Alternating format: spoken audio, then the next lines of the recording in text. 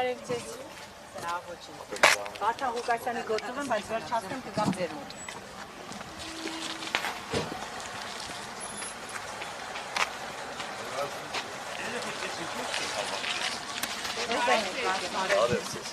Իմ վերես եք հավա։ Ինչ կուզեք որ արարել։ Ղուկասյան, Երեխեք եկեք նոր ենք, լսեք նոր իջանք, բան արեցինք։ Մարդ է կարող եք ուզե պետքարան մտնի կամ բանանի։ Թողեք մի հատ նայենք ինչ կա, հետո խոսենք։ Չի կարելի։ Հիմա 1 րոպե։ Չի կարելի։ Կարելի է հիմա։ Թույլ կդակ։ Մեր գործերն անենք, թույլ կդակ։ Եթե թույլ կդակ, խոսելով գնանք։ Մեկ տանից 2 մեղադրյալ, սա ինչով է պայմանավորված պարոն Ղուկասյան։ Ինչու է պայմանավորված։ Դուք ձեր որդին մեկ այլ գործով մեղադրյալի կարգավիճակ ունեք, սա էլ ձեր որդու դեմ երկրորդ մեղադրանքն է։ Դո եղբորս վրա էլ են փագե, որ երկրից դուրս չկա, թե եղբայրս ինչ կապ ունի, ես չգիտեմ։ Այո։ Դուք առավոտից Ձեր քննադատում եք, բա գործով կառավարությանը կքննադատի։ Դա դեմոկրատիա է, բա ինչի պետք է անպայման լինի, որ ասենք բոլորը պետք է լինի ուրեմն ԿՊՀ-ական։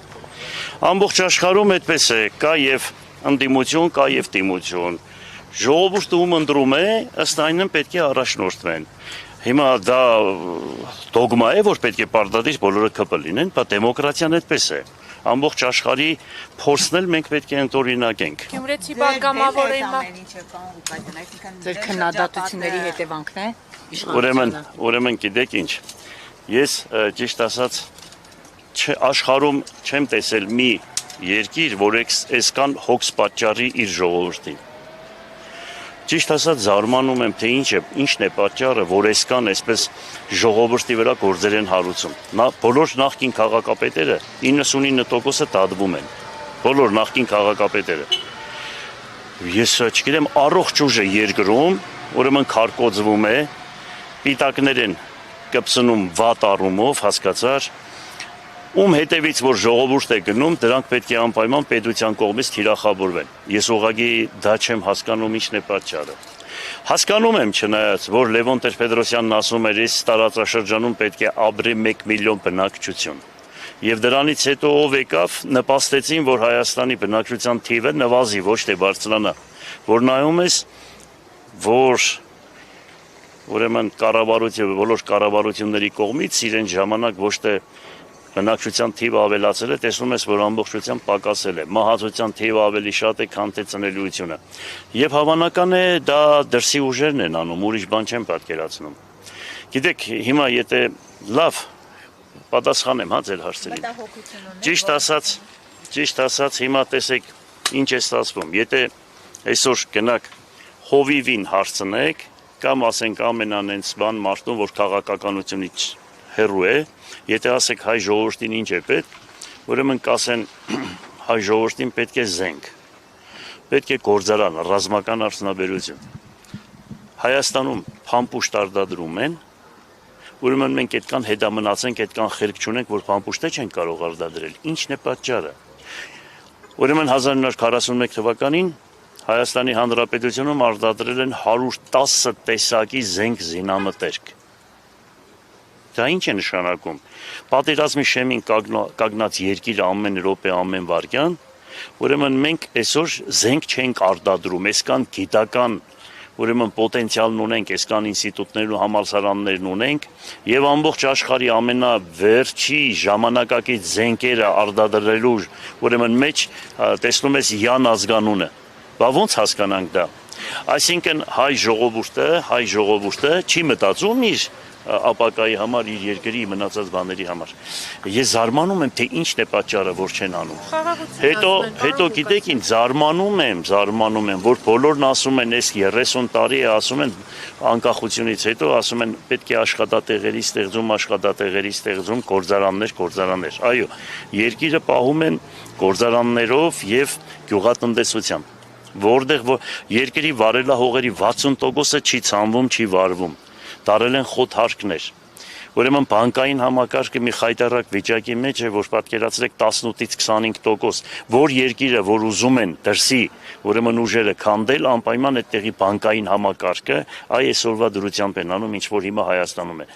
Ամբողջ աշխարհում 4%-ից ավել բանկային բան չկա։ 0.25%-ով, ուրեմն 0.5%-ով գումարները ստանում են դրսից, մի քանի, ուրեմն ընտանիք վերցրել իր ձեռքը, բանկերը բացել են, ժողովրդին այսպես բան պահում են։ Վերջը սրա վերջը ինչ է։ Դուք Գյումրիի քաղաքապետարանի խայտարակության մասին ասել եք բացահայտումներ եք անելու։ Ինչի՞ չեք Գիտեք ինչ կա։ Ես դրան կանդրադառնամ, մոտ օրերս կանդրադառնամ, հավանական է։ Բայց որ այդ քաղաքապետարանը ես ուրիշ ձևի եմ հանձնել նախկիններին, այդ էլ է փաստ։ Հիմա այդտեղ են կամ խնդիրներ կա, այդտեղ են կամ ինչ Դուք ասում եք ուրիշ ձև եմ հանձնել։ Այդ ուրիշ հանձնելու համար ես դատարան են ձեռք։ Ասեմ դրա վերաբերյալ ինձ դատարան են բերել լոկների համար, որ ես մարդկանց հողատարածքներ եմ տվել, որ մարդիկ բնակարաններ կառուցեն, կենտրոնասպասարկման օբյեկտներ կառուցեն։ Երկրաշարժ տեսած քաղաքապետը, երկրաշարժ տեսած քաղաքը, եթե նմանատիպ ուրեմն գործելավոճ չի ձեռնարկում, ուրեմն դա պետք է վռնդել այդ քաղաքապետարանից եւ այդտեղից։ Իսկ քաղաքի հատակագիծը փոփոխական եղել 2006 թվականին է, ուրեմն քաղաքի հատակագիծը սովորական այսպես կյանքի մեջ մտել։ Դրանից հետո փոփոխվել է մինչև 23 թվականին նորից քաղաքի գլխավոր հատակագիծ են ուրեմն բանարել, կարգավորել։ Հիմա էլ նորից փոփոխություններ է արվում։ Եթե դրա վերաբերյալ եք ասում, ուրեմն ես ասեմ, որ մեղավոր եմ, եթե մարդկանց թողել են, որ բնակարան կառուցեն 90% փլված քաղաքում, 90% շենք-շինություններ ավերված քաղաքում։ Ես զարմանում եմ, որ ասենք դրանով կարելի է քաղաքապետին մեղադրել։ Յուրաքանչյուր քաղաքապետի, այո, ուրիշ ոչ մի բան։ Ուրեմն, երբ որ ինքը գնաց Սրբազանի դատին, ես ճիշտ ասած իրեն ասեցի, որ քեզ անպայման կկալանավորեն կամ մի բան կանեն գլխիդ ու տեսանք էլի տարուկես չգիտեմ անցել է թե տարի անցել է ինչ որ մի բան շիբին թափելու շիբին որ տանում փողոցները թափում են դրա համար ասում են բանը 90,000 է կազմում որ ասեն քաղաքապետարանը դա որպես գույք նստած չէ արժեք չի ներկայացնում ոչեմ նմանատիպ բաներ էլի ծիծաղի առարգա դուք միշտ ասել եք որ դատարանից հույս չունեք ըստ էության հաշվի առնելով թե այսօր Հայաստանում արդարադատությունը ինչպես է իրականացվում SMS-ով լավ աստծո դատաստան կլինի միանշանակ հավատում եմ Աստծո դատաստանին, մեկ է մի բան գիտեմ, որ յուրաքանչյուր դատավոր, յուրաքանչյուր դատաիրավական ոլորտի ներկայացուցիչ, եթե իրանց հանձնարարական են տալիս, իրանք պետք է դառնան ասեն, գիտեք ինչ կա, ախր այնելու բան չէ, սա չի լինի, ոնց անենք։ Կփոխվի այս ամեն ինչը, բայց դրանից հետո մենք ինչ պետք է պատասխան տանք։ Հետո դուք ձեր աշխատավարձի համար մարդկանց տները քանդում եք, դուք Աստծուց չեք վախենում։ Վերջը ամոթ չէ, սա անելու բան է, օրենքը պահեք, ճշմարտությամբ առաջնորդվեք։ Պարոն Ղուկասյան, դուք մտահոգություն չունեք, որ այս քայլերով կարող է ձեզ ստիպեն, դուք ինքնական հրաժարական տաք։ Ուրեմն ես այդ տեսակը չեմ, ես դրանք բոլորը գիտեմ, այդ կանել առողջություն, այդպես այդ կանել ողորտ աղջիկը փրշտաց, ուրեմն ես այդ տեսակը չեմ, վախեցողների չեմ, ինչ ուզում է անեն, ոնց ուզում է անեն, ամեն տեղն էլ տղամարդու տեղ է, բանը ինչ է պատահել, գնում ենք առաջն Աստված, իմ հայրենիքի համար ամեն ինչի պատրաստ եմ։ Ինձ ընդհանրապես պետք չէ պետական կառույց աշխատել այս հասակին, հիմա ես ավելի հանգիստ եմ ուզում ապրել, բայց երբ որ տեսնում եմ երկիրը վտանգի մեջ է, երկիրը տանում են թուրքացման, թուրքական վիլայետ, այսօր հարցը դրել են, կամ պետք է այստեղ լինի ռուսը, կամ պետք է լինի թուրքը։ Ով հիմա դուք էլ բոլորը ուրեմն բան աղեք, ոնց ապրիդիլիտ եղեք, էլի այդպես ասեմ ձեզ։ Հիմա կամ թուրքի կողմն եք կոնվորոշվեք, կամ թուրքի կողմն եք, կամ ռուսի հետ պետք է գնաք։ Եթե նայում ես ռուսը Հայաստանին, մենք պետականություն ունենք, երկիրը կառուցում մեզ ջարդ չեն արել։ Թուրքը նայում ես 1000 տարի դրանց հետ մենք կոնֆլիկտի մեջ ենք, կռիվների մեջ ենք, վերջում էլ 20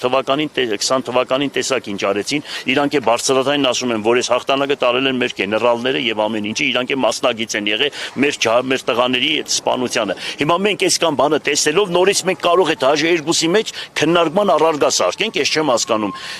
Դե չնայած խուտանել էր առաքյալ, վերջում դարավ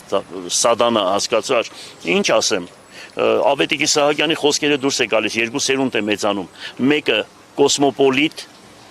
անհայրենիք, անհավատ, անխիղճ, սրբապիղծ, մյուսն էլ հավատքով, հայրենիք սիրող, ընտանիք սիրող, հասկանալի եւ դրանք անպայման ճշմարտությունը անպայման ճշմարտությունը հիմա գալիս է ոստիկանությունը բերում է տնային կալանքի հա ինչ է պատահել կալանավայրում լինելը չի ասի հանգիստ եղեք դրանք կանցնի կես ամեն ինչ նորմալ կլինի Պարոն Ղուկասյան, մինչ